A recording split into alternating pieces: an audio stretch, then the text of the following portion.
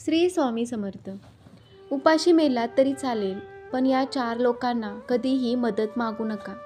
आज या व्हिडिओमध्ये आम्ही तुम्हाला एक गोष्ट सांगणार आहोत.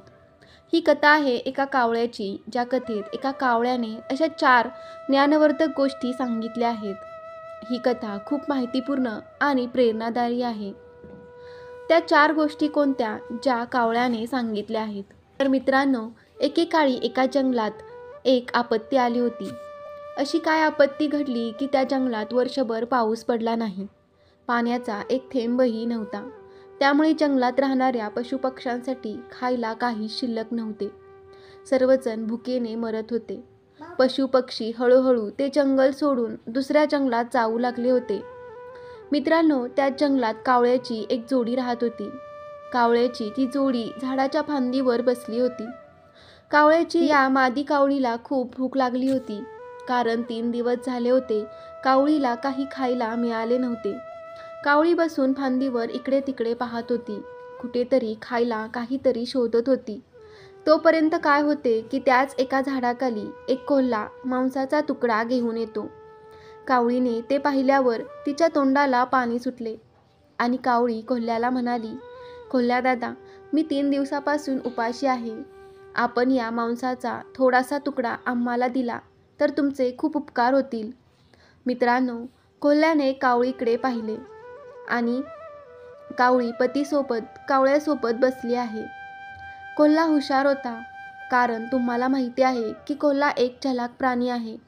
कोल्ह्याला वाटले की या मांसाच्या तुकड्याने आपले पोट पूर्ण भरणार नाही आणि कावळीला आपल्याकडे बोलवण्याची ही चांगली संधी आहे.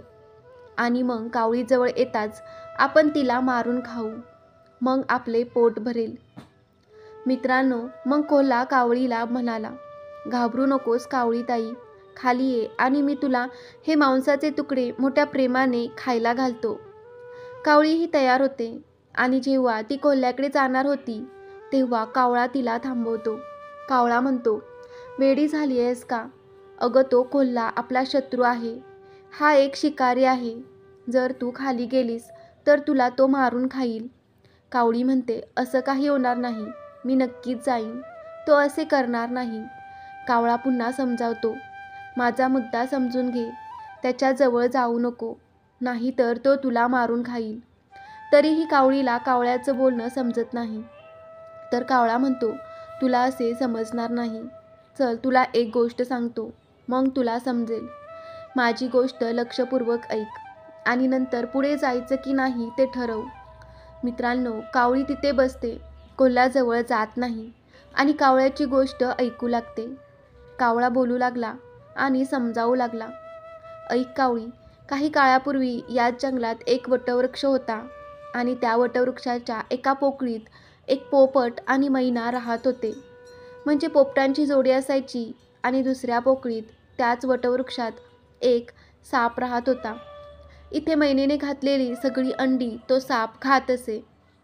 मैना जेव्हा अन्नाच्या शोधात जायची तेव्हा तो साप बाहेर येऊन अंडी खात असे. कधीकधी साप पिल्लांनाही खात असे. हे पाहून मैना खूप अस्वस्थ झाली. मैनासोबत असे अनेकदा घडले. मैना खूप दुःखी झाली आणि तिथेच रडत बसली. पोपटही बसून रडत होता. मग काय पाहिलं की त्याच वटवृक्षाच्या एका फांदीवर एक पाणकावळा येऊन बसायचा आणि पाणकावळा मैना रडते हे पाहताच पाणकावळ्याने मैनाला विचारलं, "मैना, काय झालं? तू का रडत आहेस?" मैनाने संपूर्ण कहाणी सांगितली आणि म्हणाली, "माझ्यासोबत असे अनेकदा घडले आहे.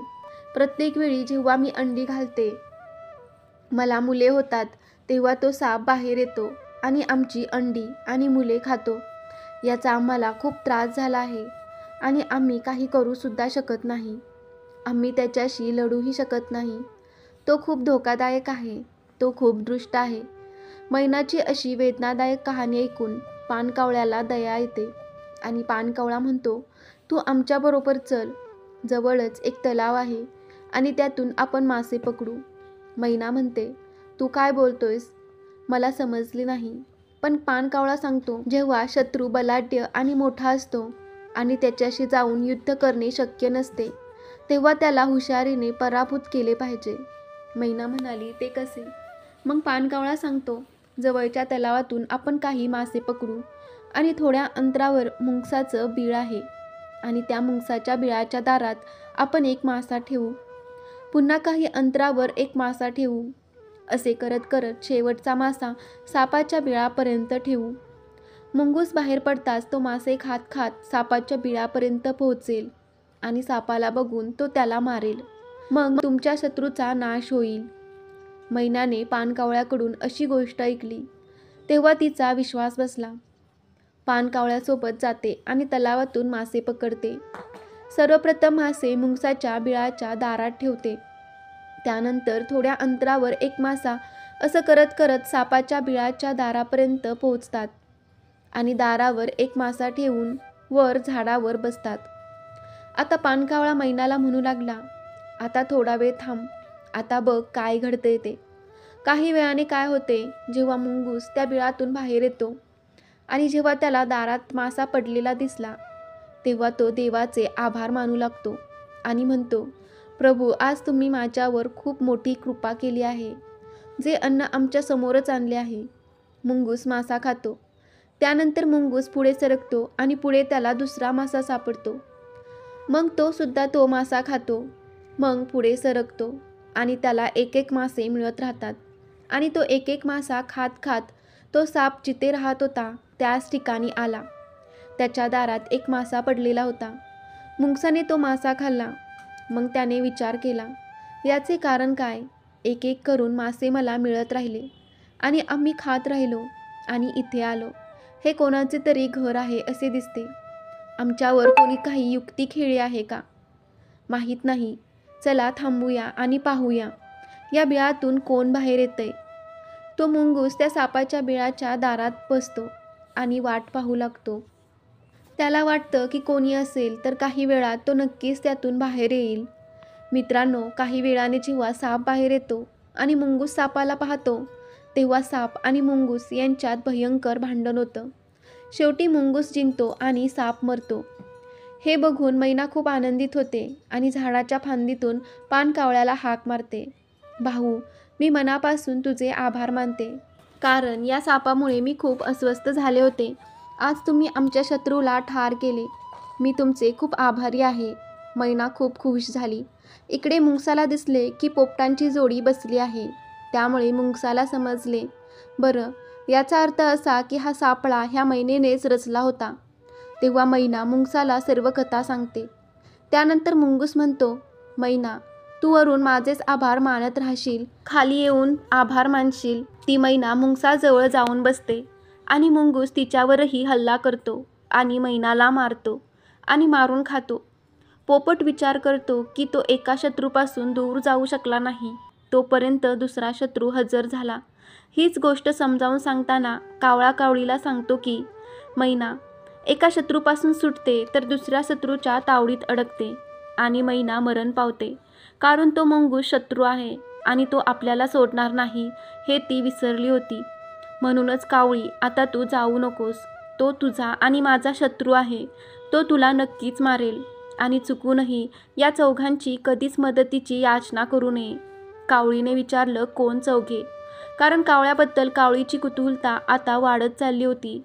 कावळी विचारू लागली की कोणती 4 माणसे आहेत ज्यांच्याकडे माणसाने कधीही मदत मागू नये. मग कावळा सांगतो, प्रथम तुमचा शत्रू. जर तुम्ही शत्रूकडे मदतीची भीक मागायला गेलात तर तो शत्रू मदत करणार नाही. तो तुमच्यावर हल्ला करेल, तुमचे नुकसान करेल, तुम्हाला ठार करेल.